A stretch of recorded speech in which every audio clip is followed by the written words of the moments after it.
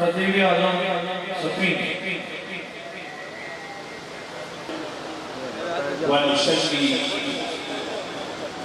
ونصلي على سيدنا ومولانا محمد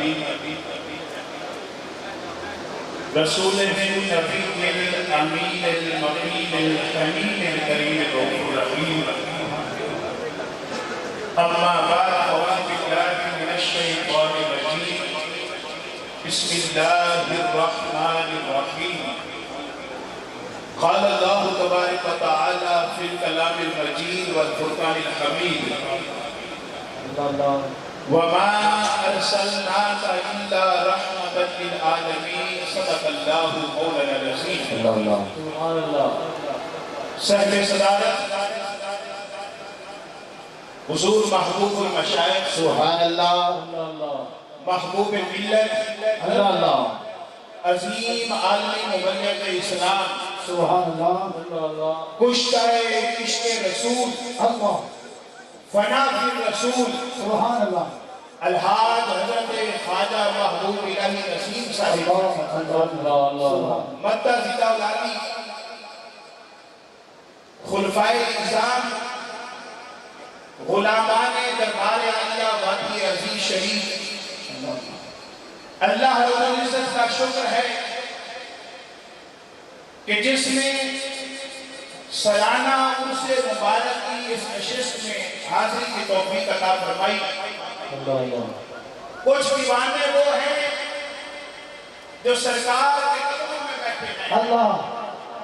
اور کچھ دیوانے وہ ہیں جو دور بیٹھے ہو رہے ہیں اللہ اللہ جو قدموں میں بیٹھے ہیں سرکار انہیں بھی دیکھ رہے ہیں الحمدللہ اور جو دور بیٹھے ہیں اللہ کی عزت کی قسم مصطفیٰ انہیں بھی دیکھ رہے ہیں کیونکہ شاعر نے کہا تھا دیوانوں سے مت پوچھئے کہ کدھر بیٹھ گئے اللہ دیوانوں سے مت پوچھئے کہ کدھر بیٹھ گئے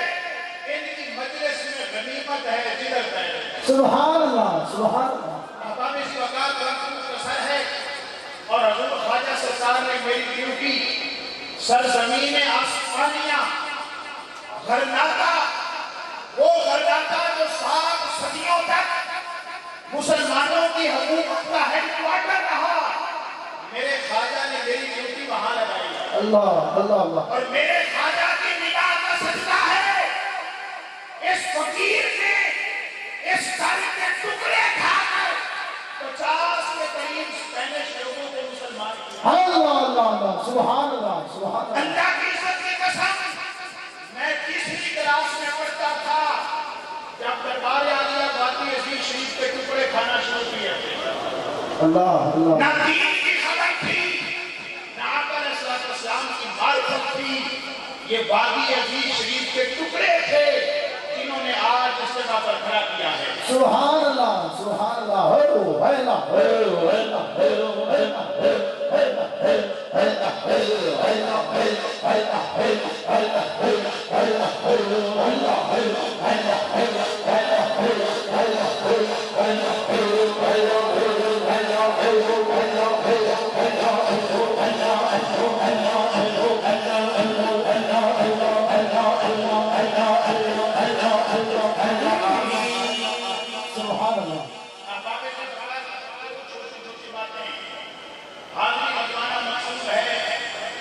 ورنہ یہاں بڑے بڑے خطباء علماء اس طرح سے حاضری لگوانے آتے ہیں خطاب کرنا مشہور نہیں ہے آقا علیہ السلام نے حدیث آپ نے سنی ہے کہ جو میرا امتی آزان پڑھے اللہ پڑھے قیامت کے دن اس کی گردن باقی جنتیوں سے اونچی ہوگی باقی جنتیوں سے اونچی ہوگی اور ایک اور مقام پر ارشاد فرمایا کہ جو میرا امتی اسے خبر ہو جائے کہ آزان کہنے کا کتنا اجر ہے قرآن راضی ہو تلواریں نکل آئیں ہر شخص کہے کہ میں آزان کہوں اللہ اللہ اب یہ 2 حدیثیں آپ نے سنی فرمانے تاجدار کائنات ہے اور سننے والے اجر کی یاد ہیں سبحان اللہ سننے والے اجر حضور سے زمانے کے پہلے مؤذن کی حضرت عاشقوں اور تیرے باتی عزیز پر آنے والوں، میں ایک سوال پوچھتا ہوں، اذان کا اجر جو زمانہ مصطفیٰ میں تھا، آج بھی اذان کہنے کا اجر جو ہے الحمدللہ اللہ وہی ہے۔ مگر میرا سوال یہ ہے کہ جب حضور دنیا سے ظاہری پردہ فرما گئے تو حضرت بلال نے اذان کہنا چھوڑ دیا، اللہ اذان کی فضیلت بھی سنی تھی، جنت میں دردک اونچی ہونی بھی سنی تھی، بلال نے اذان چھوڑ دی۔ کسی نے پوچھا بلال آج بھی اجر تو وہی ہے، ثواب تو وہی ہے، نیکی تو وہی ہے، مگر بلال اذان کیوں چھوڑ دی ہے؟ بلال کہتے ہیں تم نے یہ سمجھا کہ میں اذان اجر تم نے یہ سمجھا کہ میں اذان نیکیوں کے لیے کہتا ہوں، ارے سن لو، بلال اذان صرف چہرہ مصطفیٰ ہے۔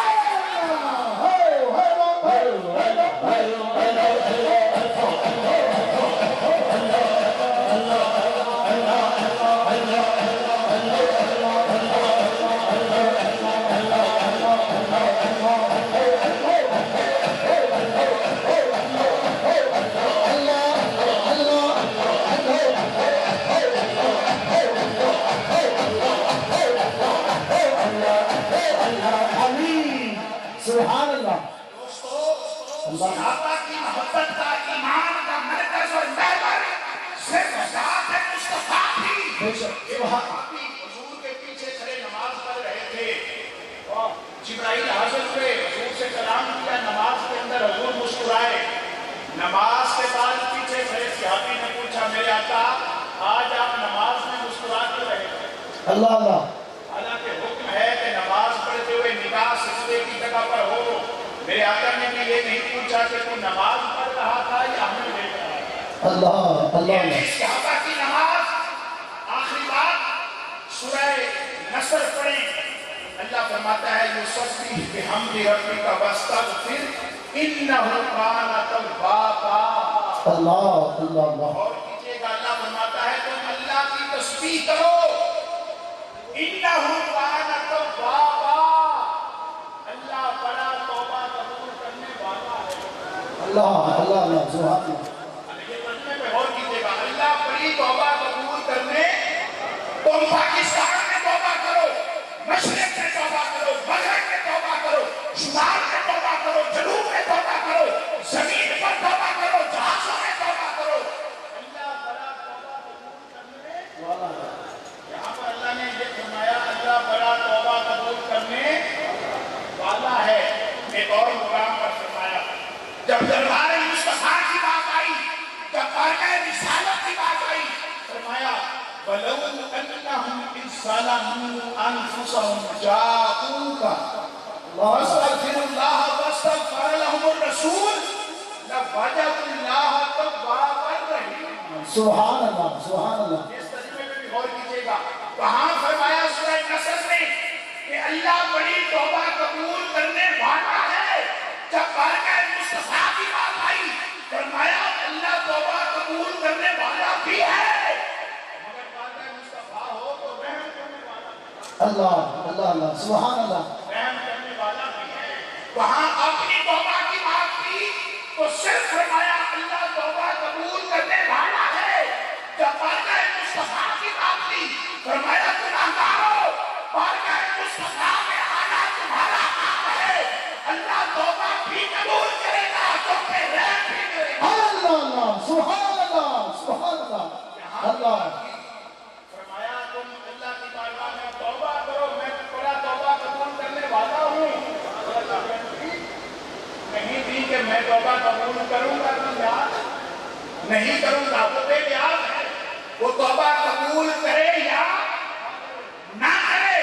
کوئی گارنٹی نہیں تھی، مگر جب بات آئی اپنے محبوب کی، جب بات آئی کملی والے آقا کے در کی، فرمایا مدینہ آ جانا، اللہ اللہ سبحان اللہ آ جانا، میرے کریم کی بارگاہ میں آ کر استغفار کرنا۔ یا حاجت اللہ، تم سبحان اللہ سبحان اللہ ہر صورت توبہ قبول کرنے والا وہاں گارنٹی نہیں تھی، ادھر گارنٹی تھی، اور فرمایا صرف توبہ قبول کرنے والا نہیں بلکہ رحم کرنے والا ہے۔ اللہ باری تعالیٰ تجھے پاکستان میں توبہ کی تو رحم کا ذکر نہیں کیا، یہاں کیوں کیا؟ فرمایا یہی تو فرق سمجھانا ہے، وہاں یار کا ڈر نہیں ہے، یہاں یار کا ڈر ہے۔ اللہ اللہ سبحان اللہ سبحان اللہ آخری بات، حضور قیوم پنجم تاجدار موہری شریف حضرت خواجہ محمد معصوم رحمۃ اللہ تعالیٰ اللہ علیہ، اللہ اللہ جنہوں نے بارگاہ مصطفیٰ سے خیرات لی ہو، جنہوں نے نبی کے در کے ٹکڑے کھائے ہو، آپ کے بارے میں آتا ہے کہ آپ نے ایک مرتبہ آپ کے ہاتھ میں چھڑی تھی، چھڑی تھی دبئی میں تھے، دبئی میں ایک چھڑی ہاتھ میں تھی، ایک خادم پہ پیار آیا، اللہ خادم پہ پیار آیا، اسے بلا کر اپنی چھڑی دی اور فرمایا بیٹا میری یہ چھڑی پاس رکھنا، جب دنیا سے جانے لگو گھر والوں کو کہنا میری یہ چھڑی میرے کفن میں رکھ لو۔ اللہ بیٹا میں ضمانت دیتا ہوں تیری قبر میں سوالوں کے جواب خواجہ معصوم کی چھڑی دے۔ اللہ اللہ اللہ